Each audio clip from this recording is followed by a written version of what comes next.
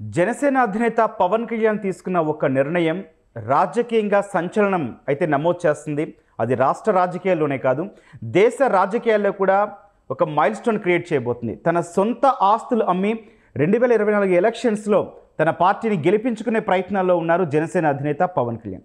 ఇప్పటి వరకు రాజకీయ నాయకులు అంటే ఉన్న ఒక ముద్ర తాజాగా పవన్ చేస్తున్న ఈ ఒక్క విషయంతో మారే అవకాశాలు ఉన్నట్లు కూడా రాజకీయ విశ్లేషకులు అభిప్రాయపడుతున్నారు. దీనిపై పూర్తిగా మాట్లాడదాం. మనతో పాటున్నారు Suman TV news chief editor Keshav గారు. సిఎంఆర్ షాపింగ్ మాల్ మన హైట్ నగర్ లో భాగ్యలతా కమాన్ పక్కన ఫిబ్రవరి 29న ప్రముఖ సినీ తారలచే గొప్ప ప్రారంభం. సార్ నమస్తే. సార్ నమస్తే గౌతమ్. ఈ వార్త విని నిజంగా షాక్ అయిపోయాను సార్. సొంత ఆస్తులు అమ్మి, అది కూడా తను పోటీ చేస్తేనే ఓడగొట్టిన ప్రజలు పార్టీ ఉన్న పరిస్థితుల్లో ఇంకా కూడా రాజకీయాలు క్లీన్గా చేయాలన్న ఒక స్లోగన్తో వచ్చి తన సొంత ఆస్తులు అమ్మడాన్ని ఏం మాట్లాడతారు సార్? అసలు నా దగ్గర అయితే ఏ వర్డ్స్ అయితే లేవు. అంటే పవన్ కళ్యాణ్ వ్యక్తిగతంగా ఆయన బిహేవియర్, ఆయన ఆలోచన విధానం, ఆయన ఆలోచించేటువంటి సరళి, దాన్ని దృష్టిలో పెట్టుకొని చూస్తే కనుక అది 100% నిజమైన అంశం, నిజమైన వార్తగానే మనం చూడాలి. ఎందుకంటే ఫస్ట్ నుంచి కూడా ఆయన ఆస్తుల సేకరణ, సంపాదన వీటిపైన కంటే కూడా ఈ సేవ అనే దాని మీద ఎక్కువ ఫోకస్ పెట్టారు. అవును. సో ఇప్పుడు ఈసారి రాజకీయాల్లో పదే పదే పవన్ కళ్యాణ్ చెప్పినటువంటి మాట, గత 2-3 నెలలుగా మరీ మనం ఎక్కువ విన్నటువంటి మాట ఏంటంటే, డబ్బు లేకుండా రాజకీయం చేయడం సాధ్యమయ్యేటువంటి విషయం కాదు. మనం గెలవాలంటే కనుక ఖచ్చితంగా ఆర్థిక బలం ఉండాల్సినటువంటి ఆవశ్యకత ఉంది అనేటువంటి మాట పవన్ కళ్యాణ్ పదే పదే చెప్పారు. ఇంకోటి ఏంటంటే, ఎలక్షన్స్లో గెలవాలంటే అసలు డబ్బులు లేకుండా చేసి చూద్దాం అనేటువంటి ప్రయోగాలు ఇప్పుడు 2019లో ఆల్మోస్ట్ అదే ప్రయత్నం జరిగింది. నిన్నటికి నిన్న తెలంగాణలో జరిగింది ఏంటి? ఇప్పుడు అభ్యర్థులు ఎవరో కూడా డబ్బు ఖర్చు పెట్టేటువంటి అభ్యర్థులు కాదు. పవన్ కళ్యాణ్ మీద అభిమానంతో కానీ, ఆయన సిద్ధాంతాల పట్ల ఆకర్షితులైన కానీ, ప్రజాసేవ చేయాలనేటువంటి తపనతో ఉన్న వాళ్ళు కానీ ఎక్కువ మంది వాళ్ళకే ఇచ్చారు. ఆర్థిక బలం అనేదాన్ని ఒక క్రైటీరియాగా తీసుకోవాలి. సో ఇక్కడ వచ్చినటువంటి రిజల్ట్ కానీ, రియాక్షన్ కానీ ఎలా ఉంది? అలానే ఇతర పార్టీల అభ్యర్థుల క్యాన్వాసింగ్ కానీ, వాళ్ళు తిరుగుతున్నటువంటి విధానం కానీ ఎలా ఉంది? ఇప్పుడు మనం ఏదో అనుకుంటాం కానీ ఎలక్షన్ కమిషన్ చెప్పినట్టుగా 40 లక్షల కంటే ఎక్కువ ఖర్చు పెట్టకూడదు, ఇవన్నీ వాళ్ళకు కూడా తెలుసు. గవర్నమెంట్ వాల్యూ ఎట్లా ఉంటుంది? ఇప్పుడు ఒక స్థలం వాల్యూ చూస్తే గవర్నమెంట్ వాల్యూ 10,000, 20,000 ఉంటే గజానికి, మనం ఒరిజినల్గా కొంటే 1,20,000 కనిపిస్తున్నట్టు పరిస్థితి. కాబట్టి దీనికి దానికి మ్యాచ్ కావట్లేదు అన్న విషయం అందరికీ తెలిసినా కానీ ఎవరికాలు నటిస్తూ ఉంటాం అనమాట మనం. సో రాజకీయాల్లో కూడా అదే నటన కొనసాగించేటువంటి ప్రయత్నం చేస్తున్నారు. ఈ నటన కొనసాగించడం కరెక్ట్ కాదు అని పవన్ కళ్యాణ్ ఒకసారి రియాలిటీలోకి తీసుకొచ్చేటువంటి ప్రయత్నం చేస్తున్నారు. ఈ ఎన్నికల్లో గెలవాలంటే ఆయన ఒక టార్గెట్ పెట్టుకున్నారు, ఖచ్చితంగా మనం గెలిచి తీరాలి. అభ్యర్థులు మంచి వాళ్ళైనా కానీ, ప్రజాసేవ చేయాలన్న తపన ఉన్నవాళ్ళైనా కానీ ఓటు పడాలంటే కనుక బలమైనటువంటి క్యాన్వాసింగ్ జరగాల్సినటువంటి అవసరం ఉంది. అంటే ఇప్పుడు పెద్ద ఎక్కువ కాకపోవచ్చు, ఎందుకంటే గత ఎన్నికల్లో ఎలక్షన్ వాచ్ సంస్థ రిలీజ్ చేసినటువంటి డేటాను బట్టి చూస్తే కూడా దేశవ్యాప్తంగా కాస్ట్లీయెస్ట్ ఎలక్షన్స్ జరిగింది ఆంధ్రప్రదేశ్లోనే. అప్పుడు అధికార పార్టీగా ఉన్న తెలుగుదేశం పార్టీ అయినా కానీ విపక్షంలో ఉన్నటువంటి వైసీపీనే ఎక్కువ నోట్లు పంచింది అనేటువంటి రికార్డ్స్, అంటే ఆ రిపోర్ట్స్ కూడా వచ్చినటువంటి పరిస్థితి ఉంది.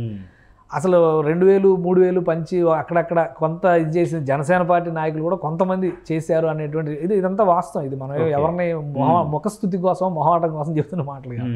సో ఎలక్షన్ వాచ్ లాంటి సంస్థలు మళ్ళీ డేటా తీస్తాయి. తీసినా కానీ జనసేన పార్టీ అభ్యర్థులు ఎందుకు గెలవలేదు అంటే మంచివాళ్ళు అనేటువంటి క్రైటీరియా, హైలీ క్వాలిఫైడ్ పర్సన్స్ అనేటువంటి క్రైటీరియా, ప్రజాసేవ చేయాలనేటువంటి తపన ఉన్న క్రైటీరియా, ఇవి మాత్రమే సరిపోదు. వీళ్ళు జనాన్ని మొబిలైజ్ చేయాలంటే కనుక ₹1 ఖర్చు పెట్టేటువంటి కెపాసిటీ ఉన్న వాళ్ళని నమ్మాలంటే పవన్ కళ్యాణ్ ఈసారి ఆలోచిస్తుంది ఏంటంటే వాళ్ళందరికీ ఆ శక్తిని, స్తోమతని కలిగించాలని అనుకుంటున్నారు. అందుకనే పర్సనల్గా అందరూ మీరు డబ్బు తీసుకురండి, మీ ఆస్తులు అమ్మి పెట్టండి అని ఆయన ఏం చెప్పట్లా.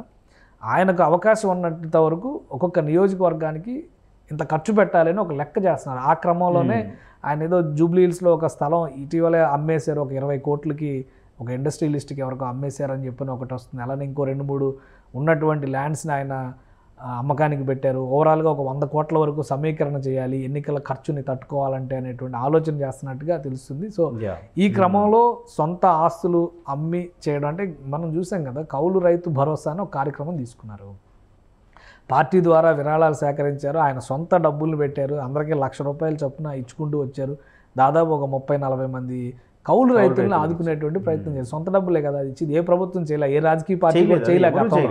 ఒకవేళ కార్యకర్తలు చనిపోతే వాళ్ళని ఆదుకోవడం, బీమా నుంచి వచ్చేటువంటి డబ్బుల్ని ఇవ్వడం అనేది ఒక పద్ధతిగా ఒక 10-15 ఏళ్ళుగా మనం చూస్తున్నటువంటి అంశమే. కానీ నేరుగా బాధిత రైతులైతే అసలు వాళ్ళ రైతులుగా కూడా గుర్తించట్లేదు. కౌలు రైతులకు దౌర్భాగ్యం ఏంటంటే వాళ్ళని అసలు రైతులుగా గుర్తించేటువంటి పరిస్థితి లేదు. రైతు భరోసా లాంటి స్కీమ్స్ కూడా వ్యవసాయం చేసేది వాళ్ళైనా కానీ ల్యాండ్ లార్డ్ ఎవరైతే ఉన్నారో అంటే ఆ భూమి యజమాని ఎవరైతే ఉన్నారో భూ యజమానికి మాత్రమే ప్రభుత్వాలు సాయం చేస్తున్నటువంటి పరిస్థితి ఉంది. అలాంటిది కౌలు రైతుల కోసం పవన్ కళ్యాణ్ గారు ఎన్ని లక్షలు ఎన్ని కోట్లు ఖర్చు పెట్టారో జనాలకు అందరికీ తెలుసు. సార్ ఒక సీనియర్ జర్నలిస్ట్గా చెప్పండి, మొన్న పార్టీకి ఇచ్చిన ఫండ్లని తిప్పి పంపించేయడం ఆ చెక్కుల్ని, అట్లాగే సొంత బిడ్డల కోసం దాచుకున్న అమౌంట్ని ఫిక్స్డ్ డిపాజిట్లు తీసి కౌలు రైతులకు ఇవ్వడము, సార్ ఇవన్నీ చూస్తుంటే అసలు పవన్ కళ్యాణ్ని ఎట్లా చూడాల్సిన అవసరం ఉందంటారు సార్? పవన్ కళ్యాణ్ మొదటి నుంచి కూడా సమాజంలో మార్పు రావాలి అని ఆకాంక్షిస్తున్నటువంటి వ్యక్తి, అంటే రాజకీయాలతో సంబంధం లేదు. ఆయన కామన్ మ్యాన్ ప్రొటెక్షన్ ఫోర్స్ అనేది చెప్పినప్పుడు సందర్భంలో కూడా ఆయన అకౌంట్ బ్యాలెన్స్ ఏంటో ప్రెస్ ముందర పెట్టి మరీ చెప్పాడు. ఆయన విమర్శించేవాళ్ళు 100 రకాలుగా, ఆయన విమర్శించేవాళ్ళు ఆయనలాగా బతికి ఒక్కరోజన్నా చూపించాలి అని నేనైతే విజ్ఞప్తి చేస్తాను. ఎందుకంటే పవన్ కళ్యాణ్ లాంటి వ్యక్తులు బహుశా మహాత్మా గాంధీ గురించి కూడా ఇప్పుడు చాలామంది బేకారు మాటలు మాట్లాడుతూ మహాత్మా గాంధీని విమర్శించేవాళ్ళు ఆ రోజు రాజకీయాలు నడపడంలో మహాత్మా గాంధీ లాంటి వ్యక్తులు వాళ్ళలాగా బతికి చూపించగలిగేటువంటి శక్తి సామర్థ్యాలు ఉన్నవాళ్ళు ఇంకొకరు ఉంటే వాళ్ళకి అంత పేరు ప్రఖ్యాతులు వచ్చేయవు.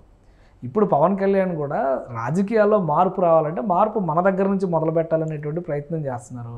ఆయనకేం వ్యాపారాలు లేవు, ఆయనకేం 100 కోట్లు తీసుకొచ్చే పరిశ్రమలు లేవు, వాటిల్లో వాటాలు లేవు. ఆయన తెలిసినటువంటి వ్యాపకం ఒకటి సినిమాల్లో నటించడం. సినిమాల్లో నటిస్తే కూడా దాని రాజకీయాలకు ఒక ఆటంకపరిచేటువంటి అంశంగా చేస్తూ వస్తున్నటువంటి పరిస్థితి ఉంది. కానీ సినిమా నుంచి వచ్చినటువంటి వ్యక్తి కాబట్టి ఎన్టీ రామారావు గారు ముఖ్యమంత్రి పదవిలో ఉండి కూడా బ్రహ్మర్షి విశ్వామిత్ర అని సినిమా తీశారు.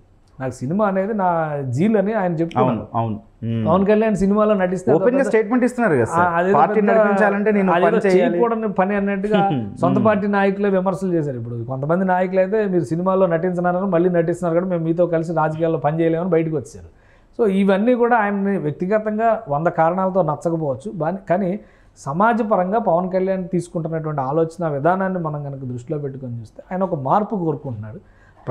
ప్రజలకు ఆ మార్పు అందించేటువంటి క్రమంలో తను ఒక ఇన్స్ట్రుమెంట్గా పనిచేయాలని అనుకుంటున్నారు. ఆ క్రమంలో తీసుకున్నటువంటి నిర్ణయాలు ఇవి.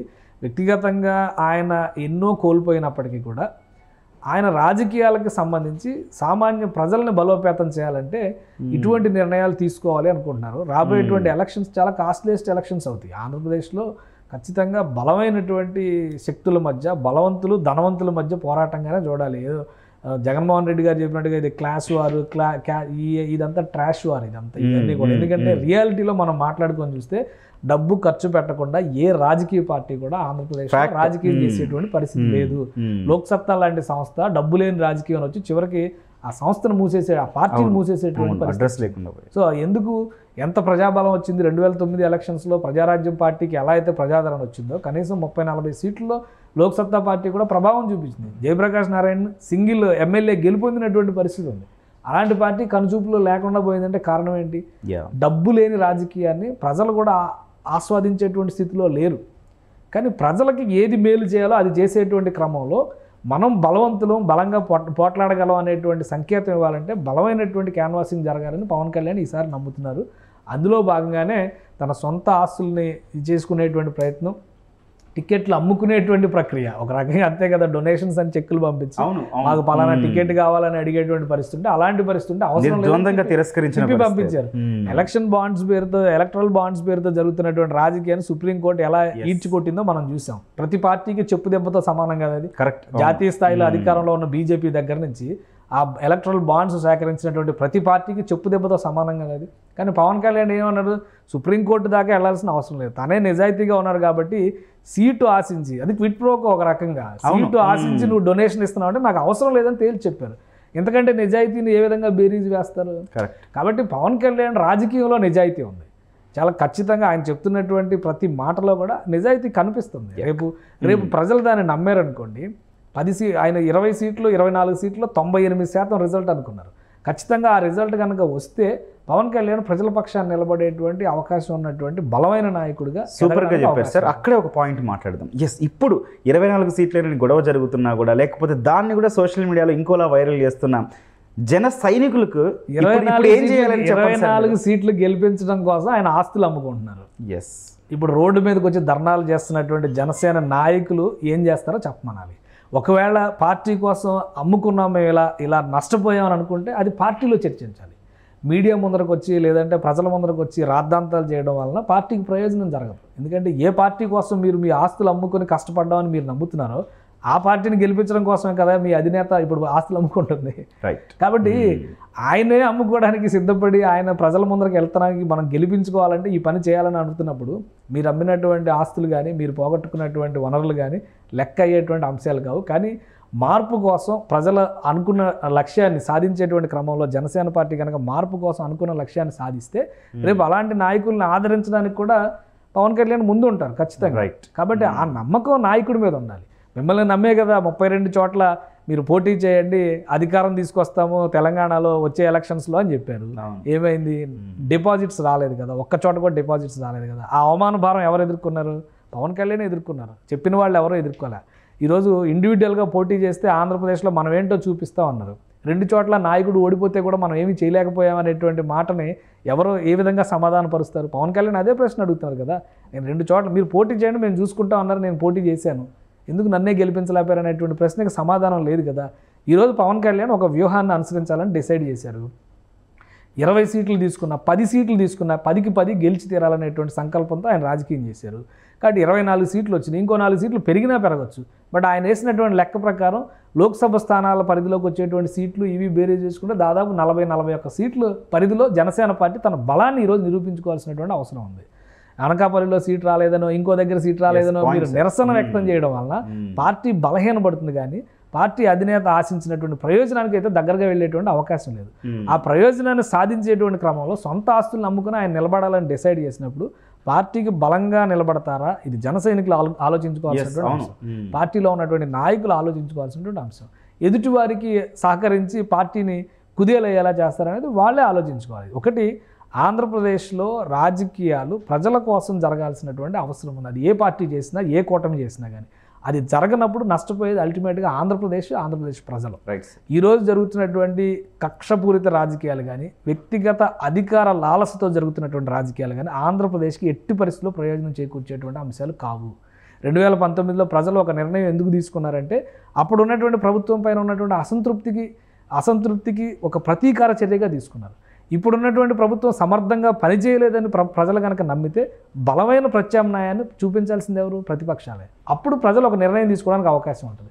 ఆ అవకాశం చూపించకపోగా ప్రజలను నిందించేటువంటి పరిస్థితి ఈ మధ్యకాలంలో రాజకీయాల్లో ఆసక్తికరంగా మారింది. కాబట్టి ఆ పరిస్థితి ఇవ్వకూడదనే పవన్ కళ్యాణ్ తనను తాను ఒక బలమైనటువంటి పార్టీగా బలమైనటువంటి నాయకత్వం ఉన్నటువంటి శక్తిగా చూపించాలని ప్రజల ముందరకి తీసుకెళ్లేటువంటి ప్రయత్నంలో భాగంగానే ఆర్థికంగా కూడా దానికి బలం చేకూర్చేటువంటి ప్రయత్నం చేస్తున్నారు. కాబట్టి ఆ పార్టీ నాయకులు ఆ పార్టీ కార్యకర్తలు దాన్ని ఎంతవరకు అర్థం చేసుకుంటారు చూడు. వాళ్ళు అర్థం చేసుకునే స్థాయిని బట్టి తర్వాత ప్రజలు రిసీవ్ చేసుకుంటారు. సో అది ముఖ్యం ఇక్కడ. Super analysis sir. రైట్. ఇది మొత్తంగా రాజకీయాలు, రాజకీయ నాయకులు అంటే కుళ్ళు కొట్టిన రాజకీయాలు అయితే కంపు వరించలేని రాజకీయాలు అంటూ కూడా మాట్లాడుకుంటున్నాం. భ్రష్టు పట్టిపోయాయని మాట్లాడుతున్న సందర్భంలో ఒకే ఒక్క నాయకుడు చాలా క్లియర్గా క్లీన్ ఇమేజ్తో వస్తున్న నాయకుడు జనసేన అధినేత పవన్ కళ్యాణ్. ఏకంగా తన సొంత ఆస్తులు నమ్మి పార్టీని నడిపిస్తున్నారు. అది కూడా ఇప్పటి వరకు రాష్ట్ర ప్రజలు ఎక్కడ ఓటు వేసి గెలిపించని సమయంలో తాను ముందుకు వస్తున్నారంటే చాలా గొప్ప విషయంగా కూడా విశ్లేషిస్తున్నారు కేశవ్ గారు. మరి ముఖ్యంగా చెప్పాలంటే ఆయన ఈ పరిణామంతో సీఎం స్థాయిని కూడా దాటేశారు. ఆయన ఇప్పుడున్న జనరేషన్కి ఆయన ఒక మహాత్మా గాంధీ గారు అంటూ కూడా విశ్లేషిస్తున్నారు కేశవ్ గారు. ఇక జన సైనికుల వంతు, ఇప్పటికే రోడ్ల మీదకి వచ్చి ధర్నాలు చేస్తూ నా సీట్ల కోసం కావచ్చు లేకపోతే ఆయా స్థానాల్లో మా నాయకులను ఫైట్ చేస్తున్న జన సైనికులు ఇప్పుడు నిర్ణయించాల్సిన సమయం వచ్చింది. మరి పవన్ కళ్యాణ్ వెంట ఉండి ఆ పార్టీని ఏ మేరకు ఆదరిస్తారో కూడా చూద్దాం. Thank you.